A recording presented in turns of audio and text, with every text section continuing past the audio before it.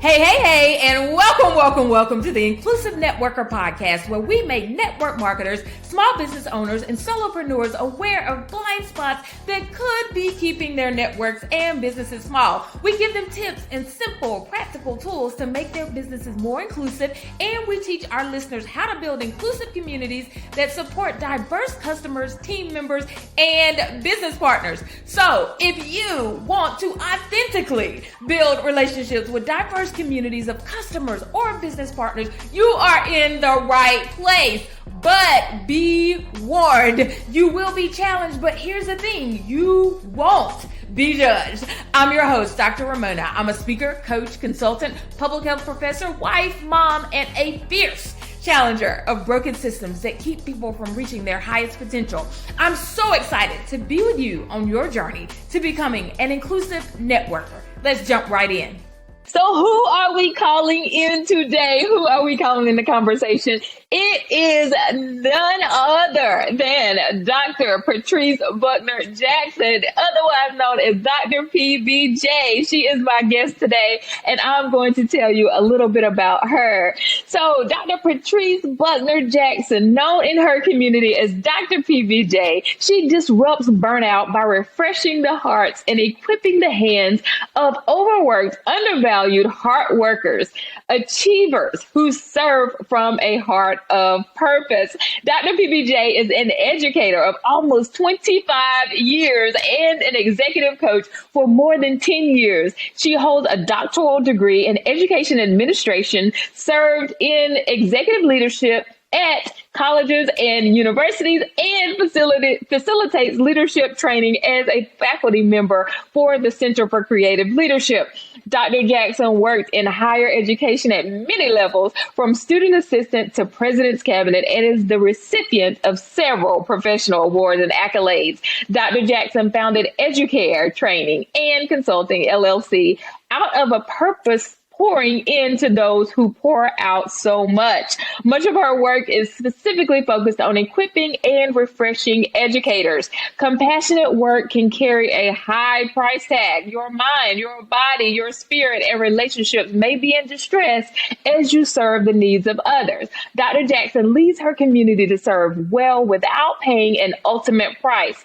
Currently, Dr. PBJ serves as the creator and host of the Disrupting Burnout podcast, as well as the founder and facilitator of the EduCare Women's Leadership Academy. So, Dr. PBJ, you are amazing, my friend, my just forever companion. You are, the work that you do is so heartfelt, and I absolutely love everything about you and the work that you do. So, welcome to the Inclusive Networker Podcast.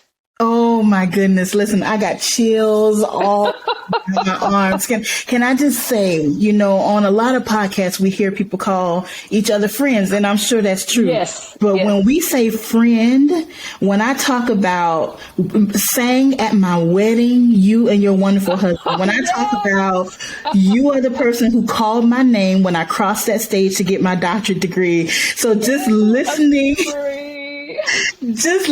to you read that bio, I got tears in my eyes.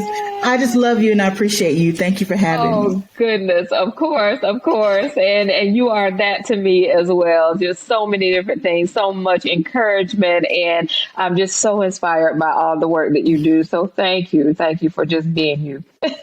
Yes, ma'am. It's my honor. Yeah. So let's jump right in. And so as we are coming into the audience, tell us a little bit about the work that you do and the people that you serve, and what do you help them through, and tell us a little bit more about that. Oh my gosh. Well, listen, you read all the things in the bio and the accolades and that kind of thing. But I've got to tell you that my work almost cost me everything. Oh, okay. I'll never forget in August 2019, driving to work with tears in my eyes, could barely see. I pull up into this parking space with my title on it and my name on it and try to get myself together so nobody could see how upset I was. It was all I could do to get to my nice corner office.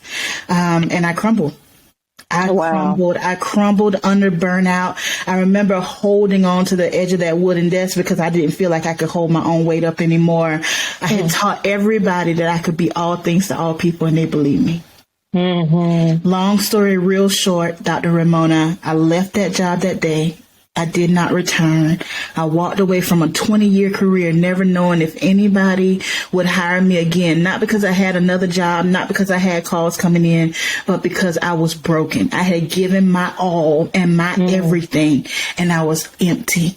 So what I learned in that time, that 5 months out of work and my work since, and I am applying to support and help leaders, executives, heart workers. That's what I call them. Heart workers, people who work from the heart, who pour out everything and they're left with nothing. I'm helping them to disrupt their survival mode, not thriving, survival mode. They're overwhelmed and they're burnout. And I'm so grateful to have this conversation with you because so many people, they're burnt out and they're broken because they haven't been included. They felt like the outsider, and they felt like they had to overwork in order to be a part of the crew or a part of the team. I'm giving folks the tools that they need to disrupt burnout so that they can love their career and love their life again. Oh man.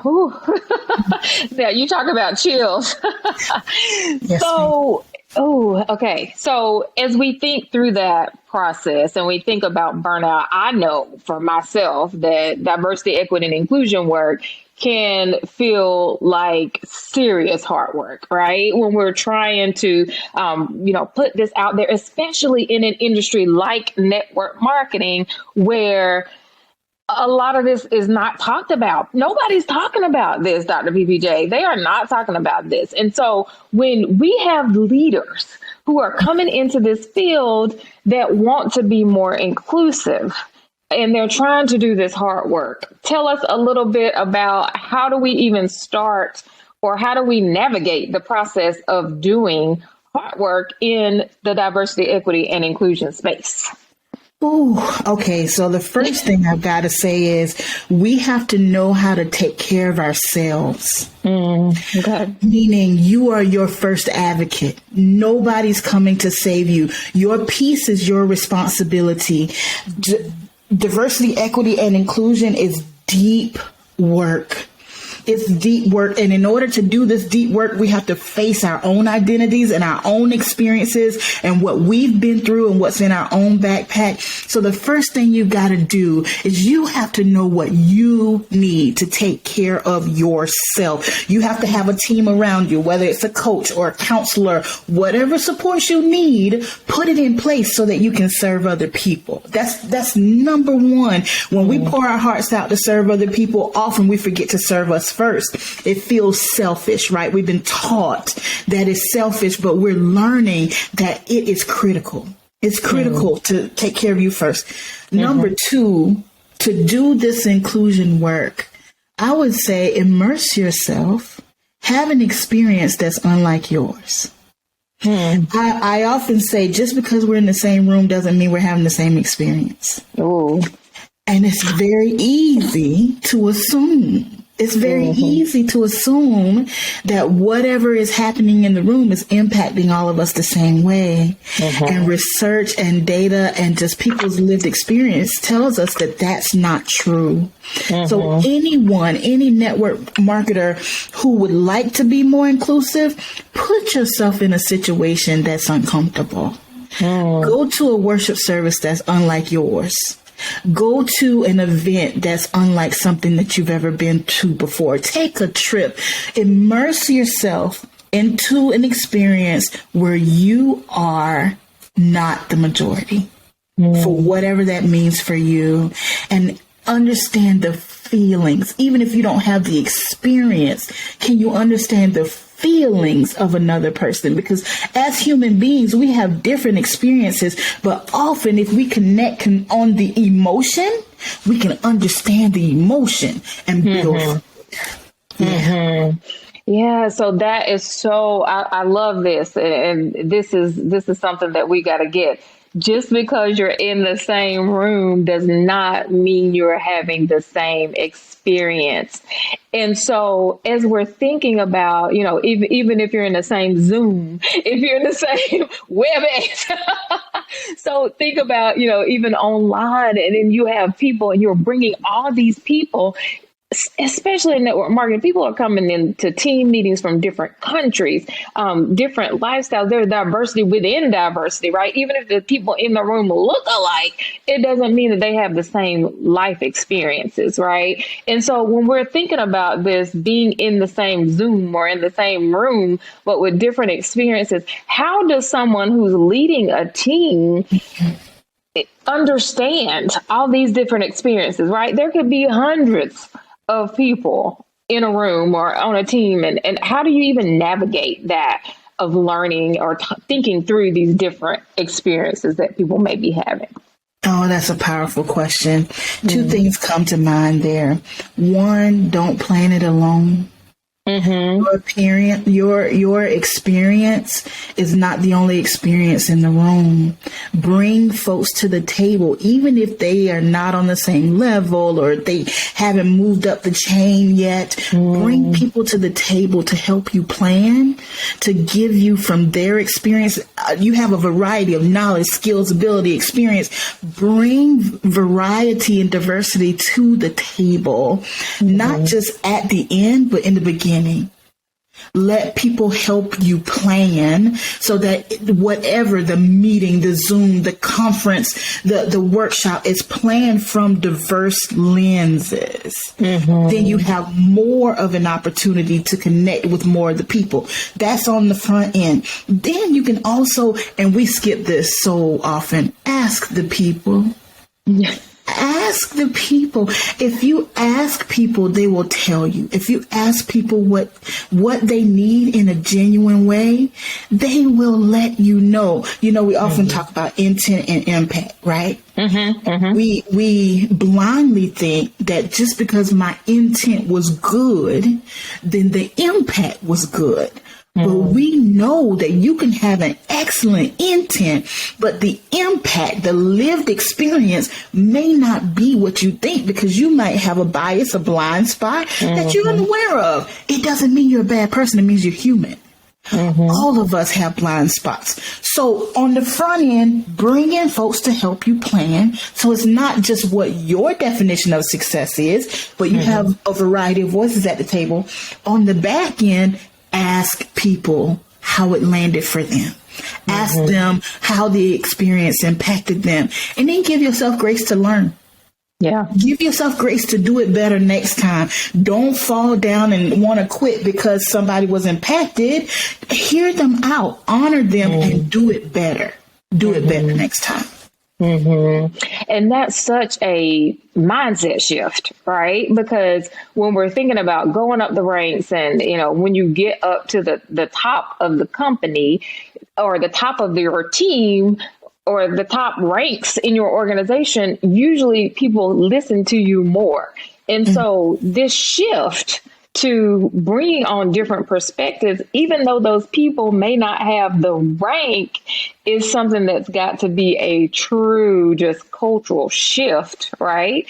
An overhaul in this particular industry. When we're thinking about business in general, how do we include the people that are at the bottom, right, in the ranks, and make sure that all of those voices are heard? And so how do you help people to make that shift in their thought process and in their mindset for inclusion?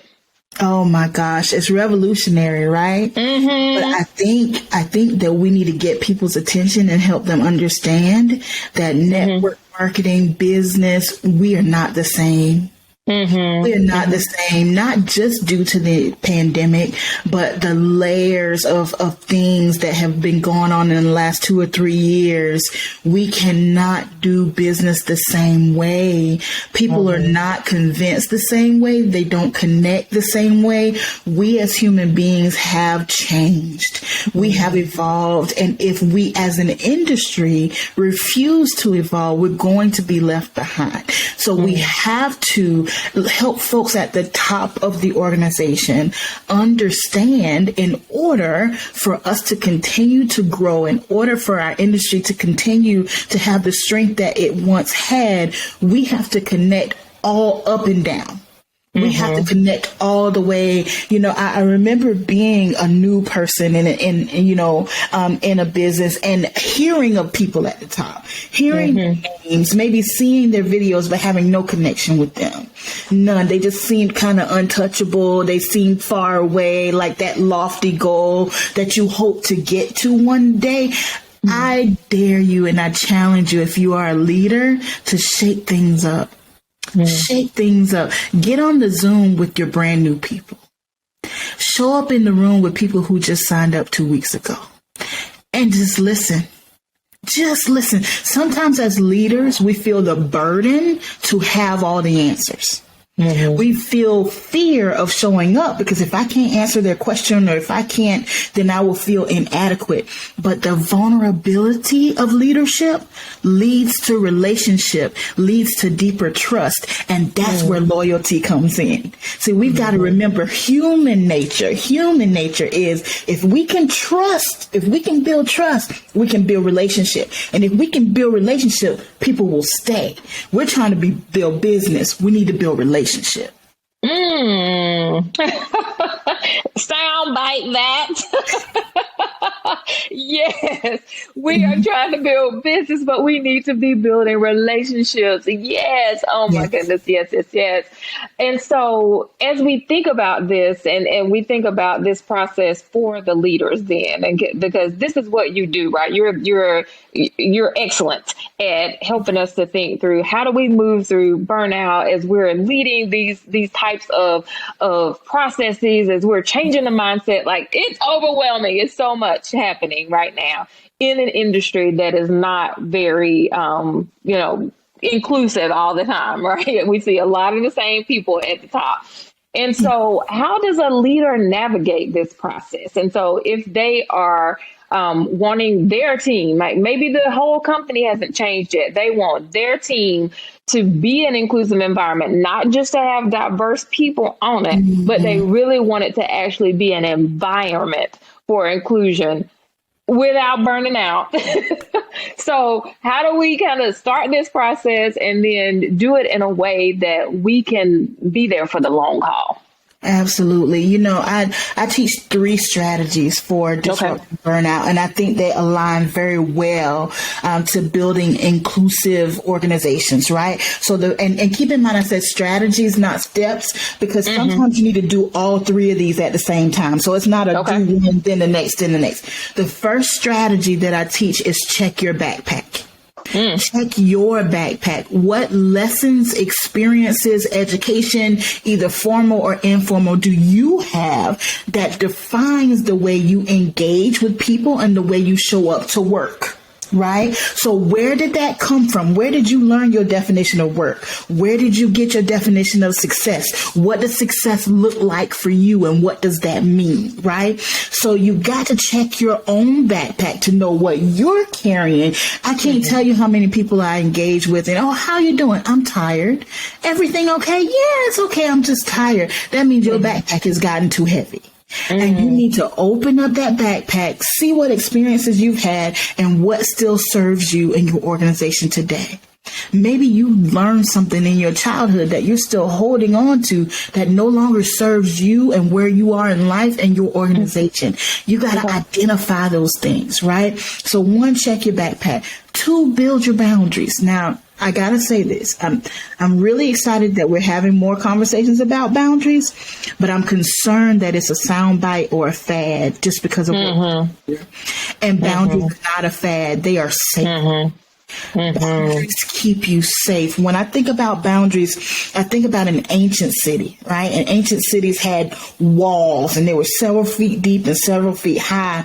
And you didn't roll up to the ancient city with your backpack saying, hey, I came to see my cousin. That's not how that worked. There was a watchman on that wall, and that watchman would put the gate down or not. Your boundaries are not to keep you isolated. Your boundaries are to keep you protected and to give you some control. So who has access to your space? who has access to your energy? Who has access to your organization? Who are you listening to? Whose voice are you following? Because if you give me your ear, I have your heart. So who are you listening to? Are they aligned with your goal for an inclusive organization, or are they steering you away? Are they aligned with where we're going, or are they connected to where we've been? So you have to have some boundaries, personal boundaries and professional boundaries for yourself and for your organization. And then the last strategy, real quick, I'll let you know, is discover your brilliance. And discover your brilliance means you have an innate, unique value that you bring to the work, to the table, to the world. It's purpose, right? And I know that there are a lot of people talking about purpose right now, but there's a reason why. Regardless of what business you're in, even if your business has been around for several years, there's something that you, individual inclusive marketer, there's something that you bring to that business like nobody else. There's something that you bring to that company that nobody else. And so often we try to create clones. Just do what I did. Just do what I did. Just do what I did. But that's how we burn out. That's how we lose interest. And that's how we get stuck and stagnant, because we're trying to be somebody else. The people who win bring them to the business instead of becoming the business. They bring themselves. They bring their purpose, their innate, unique value, that thing that you do like nobody else. When you bring that, then when you serve, it also fills you. And you thrive. Every time you give out, it gives back to you, because that's what that purpose does. So I think those 3 strategies, check your backpack, build your boundaries, and discover your brilliance, not only will help you disrupt burnout, right, and stay safe, but it will also help you build an inclusive organization. Wow. That is just absolutely powerful. That is powerful. Checking your backpack. Oh my goodness. Yes. Because there are so many different things. I say, what's your lens, right?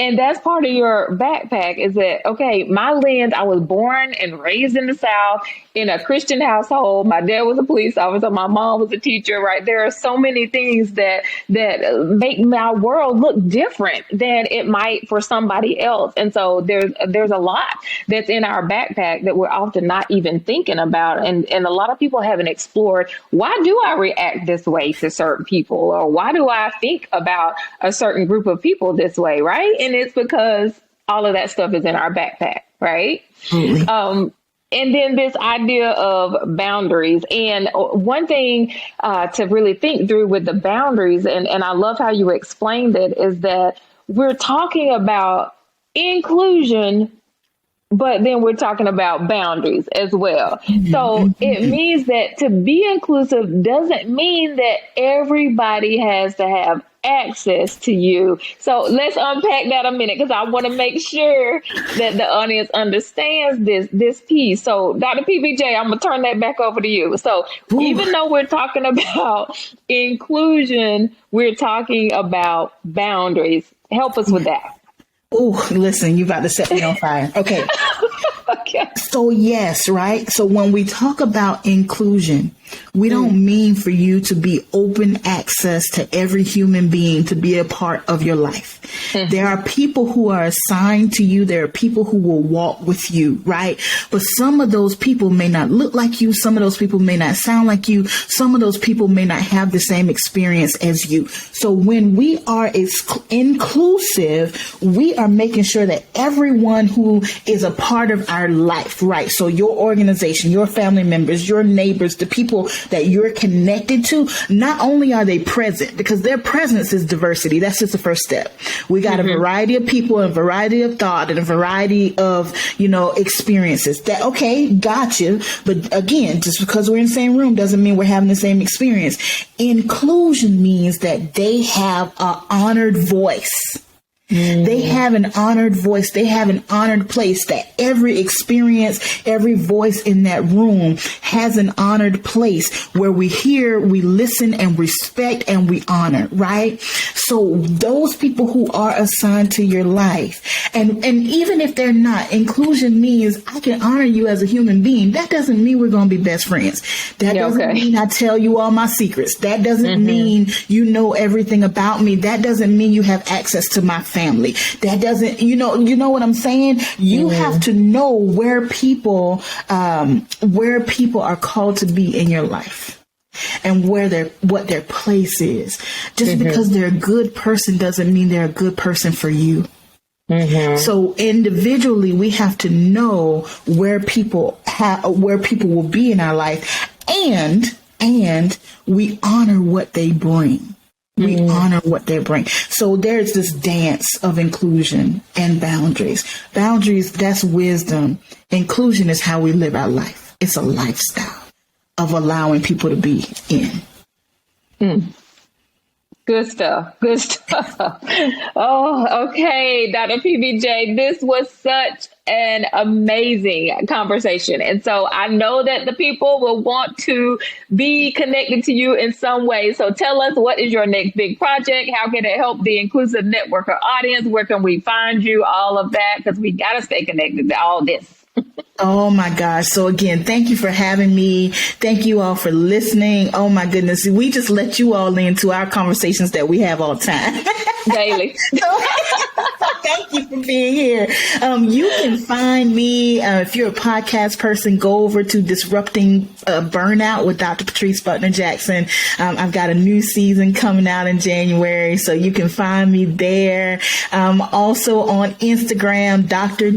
Patrice Buckner Jackson. You can get a spoonful of PBJ to encourage you along your way every week. So I would encourage you to that. And then finally, I have a new experience that I'm offering called Discover Your Brilliance. And it's the third strategy of disrupting burnout. And you don't have to be burnout to have this experience. If you are a network marketer who are trying to figure out, what do I bring to this business? How do I shine among all the people who do what I do? What's special about me? This Discover Your Brilliance experience is exactly what you need, because we help you put your finger on that innate, unique value that you bring, so that as you do the work, you can do it as you, like nobody else will. So I would encourage you to go to discoveryourbrilliance.co. You can check it out there, and I would love to serve you.